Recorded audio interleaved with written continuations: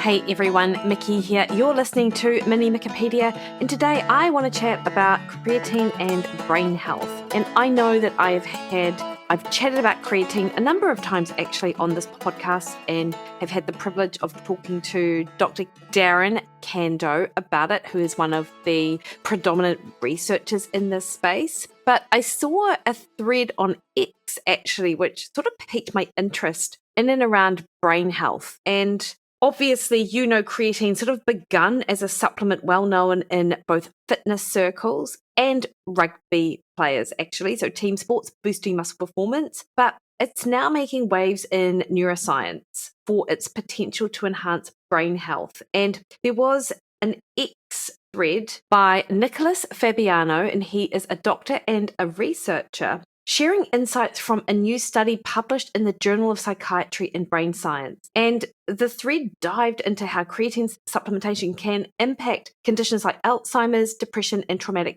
brain injury. So in that sense, it is emerging research, but it does offer some pretty exciting possibilities for mental health treatment and just neurological treatment in total. So while 5 grams of creatine per day is standard for muscle saturation, or even 3 to 5 grams, depending on your sort of level of tolerance and the dosing that you're doing, it might not be enough for brain. And that is the core focus of the research that Dr. Fabiano was talking about or highlighting. And the central thesis of the premise for using creatine for brain is that the brain does require high doses or different strategies to leverage creatine's potential. So creatine is a nitrogenous organic compound found in foods like meat and fish. It is also synthesized by the body, and it's widely used as a supplement, as you know. So it is worth noting that women tend to have lower plasma levels of creatine and lower brain levels of creatine than men,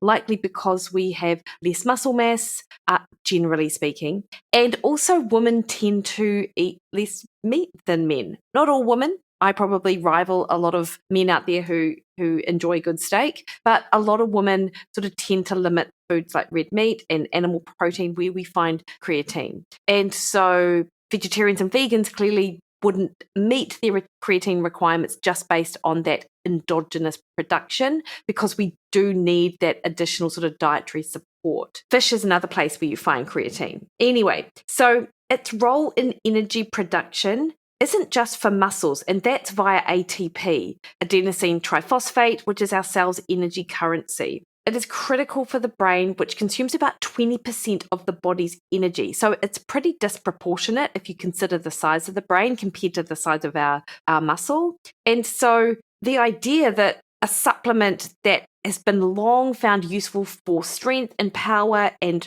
now recovery as well is also now being sort of highlighted as a supplement for the brain. And of course, if you have followed the literature around creatine, this is probably not news to you, but it's pretty awesome to continue to see some studies out supporting this. So what accumulating research does indicate is that creatine is capable of increasing brain creatine stores, which may help explain improvements in cognitive functioning, particularly during times of metabolic stress, because of the role that creatine has at improving brain bioenergetics. However, because of the attenuation of creatine transport kinetics and the blood-brain barrier, it is proposed that higher doses of creatine are needed to optimize brain creatine levels, but we're unsure of what those optimal creatine doses are. So there have been many sort of clinical trials or reviews of creatine supplementation focusing on these brain creatine levels.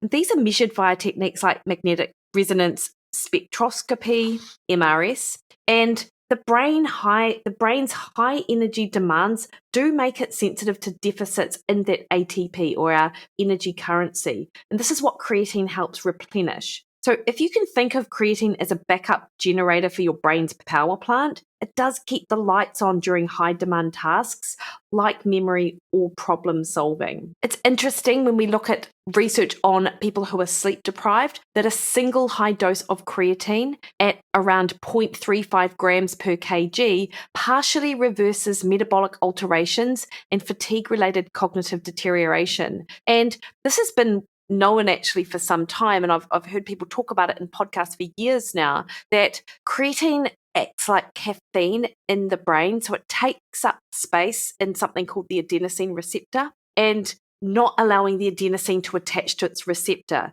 When that happens, it means that we can stay alert, because when adenosine attaches to its receptor, then we can start to feel relaxed and calm and start. It's the calming, sort of restful, about to go to sleep type feeling. So when you get caffeine on that receptor, we feel alert, we feel wired, we feel all of those things. And creatine can do much of the same thing. Interestingly, of course, you do need that higher dose of about 0.35 grams per kg. And what studies show, that you get this increase in creatine expression in areas of the brain, such as the hippocampus, the cerebral cortex, the cerebellum, the brainstem, and also, of course, the spinal cord. And you get reduced symptoms of mood disorders such as depression and anxiety. And you have an increased cognitive functioning, memory, reasoning, attention, etc. So that's pretty compelling research. And in Alzheimer's patients, there was recently a study that was published in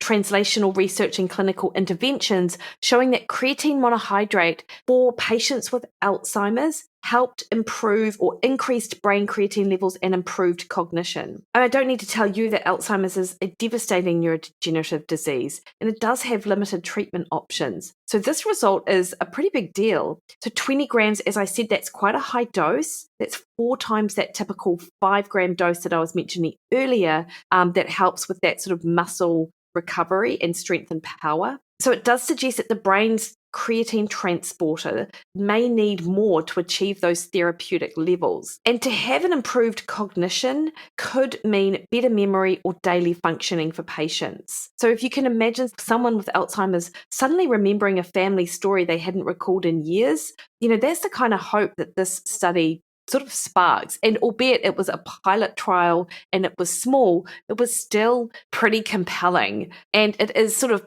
postulated that impaired brain energy metabolism, including dysfunction in the creatine system, may contribute to the development and progression of Alzheimer's disease, giving rise to the plausibility of creatine making a difference. And this study was done over 8 weeks, and what they found that serum creatine was elevated at weeks 4 and 8, and brain total creatine increased by 11%. Cognition improved on global and fluid composites, list sorting, oral reading tests, and overall, what a pilot study does is it tries to test the theory that a particular intervention is feasible, and that's what this study was able to show. And it provides that preliminary evidence for future efficacy and the mechanism for it. Interestingly, as of May this year, the effectiveness of creatine treatment for Parkinson's hasn't really been found to date, but I guess it's sort of a watch this space situation. In depression, increasing creatine intake from 4 grams to 10 grams daily doubled brain creatine levels, with frontal lobe creatine levels inversely correlated with depression scores. And this is, again, another compelling finding for mental health. Depression affects millions of people, and current treatments like antidepressants can take weeks to work, if they work at all, or they have side effects. So creatine's potential to boost mood by enhancing energy in the frontal lobe, which is a key area for emotional regulation, is pretty exciting. Imagine if a simple supplement like that could lift the fog of depression alongside therapy way much faster than therapy alone. This is pretty awesome. And the fact that there was this dose escalation, so they started to see benefits when the dose went from 4 grams to 10 grams, does of course suggest a dose-response relationship here. I'm not suggesting that it doesn't level out at some point, but more was clearly better. And it's worth noting that the frontal lobe is critical for executive functioning and mood, and low creatine levels may impair that brain energy availability, so it worsens depressive symptoms. This study was done actually on adolescent females, and they had SSRI-resistant depression, so they weren't actually responding to therapy. So that's super interesting. And just so you know, the study design, the participants were getting either 2, 4, or 10 grams daily for 8 weeks. And they used that magnetic resonance spectroscopy MRS to measure brain function. And they used a scale called the Child's Depression Rating Scale Revised, CDRS-R, to determine those depressive symptoms. And if you look at the charts in the paper, there's just this clear dose-response relationship from baseline through to week 8. So it's absolutely worth trialing creatine. It's completely safe from adolescence upwards. Like, there's no reason to suggest it isn't. And there were no increase in adverse outcomes or side effects by taking the larger dose, or no differences between the groups at least. And then brain injury, traumatic brain injury, is another area of interest when regarding creatine supplementation. And studies have found, again in children and adolescents, that a high dose of creatine of 0.4 grams per kg body weight for 6 months reduced the duration of amnesia, the length of intensive care unit stay, and improved neurophysical and cognitive functioning. So this was performed on 39 children and adolescents, actually between years 1 to 18 years. And the researchers found that the administration of creatine improved results in several parameters, including duration of post-traumatic amnesia, as I mentioned, duration of intubation, intensive care unit stay, disability, good recovery, self-care, communication, locomotion, sociability, personality and behavior, and neurophysical and cognitive function. Now, 0.4 grams per kg of body weight daily, just to put that into perspective, that's about 28 grams for a 70 kilogram person. And I do, even though this was done in children and adolescents, there's no reason to suggest that this would cause any harm if you were an adult, right? And a TBI is super common, actually. So I'm thinking concussions here as well, obviously. It is a traumatic brain injury. It's common in sports, accidents, or military settings, and it can cause those long-term cognitive and physical deficits. So this finding suggests that creatine could be a game changer for recovery. So you can imagine that someone playing rugby has a concussion and has this like post-concussion fatigue, is unable to really do much, really struggles with recovery, with memory, like a whole host of things. Like, creatine would well be worth trying. It suggests that recovery could be faster because of the supplement. Now, it was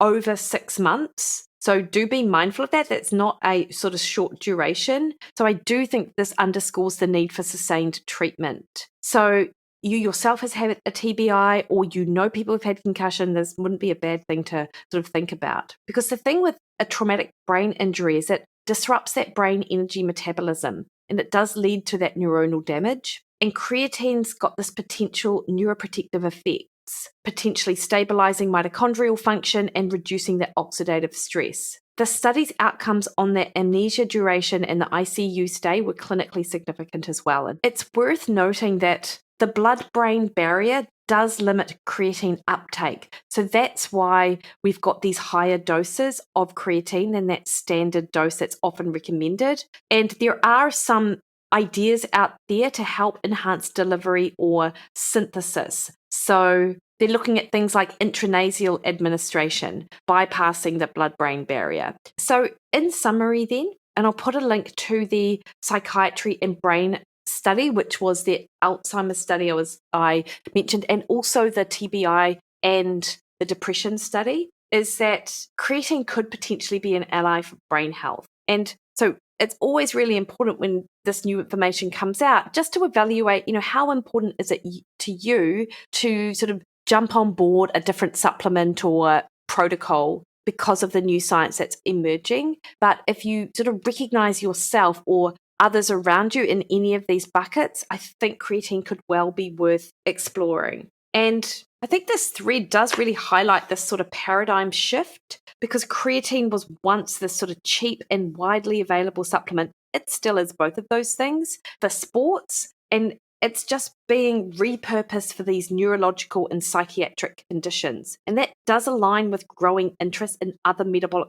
therapies, such as ketogenic diets. And I've spoken to a number of people on this podcast about that, including Dr. Matthew Phillips. It's a really accessible supplement. It's available at any supplement store, and it could just be a good adjunct to other therapies where other therapies fall short. And the fact that creatine helped in people who were not responsive to typical SSRI treatment, I think really speaks to that.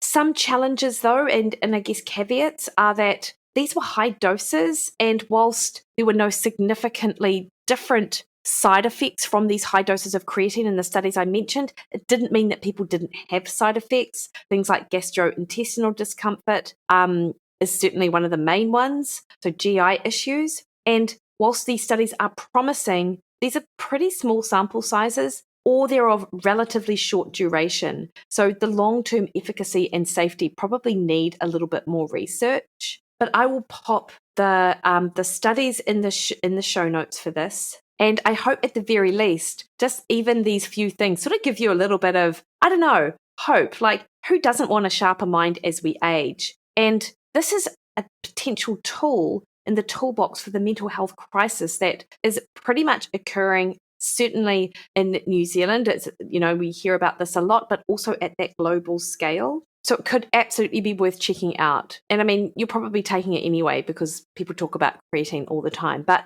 now you know some more of its application in areas other than sport and exercise, really, and recovery. All right, team, have a great week. You'll find me on Instagram, Threads, and X at Mikki Williden, Facebook at Mikki Williden Nutrition, or head to my website, mikkiwilliden.com, and book a one-on-one call with me. Have a great day. See ya.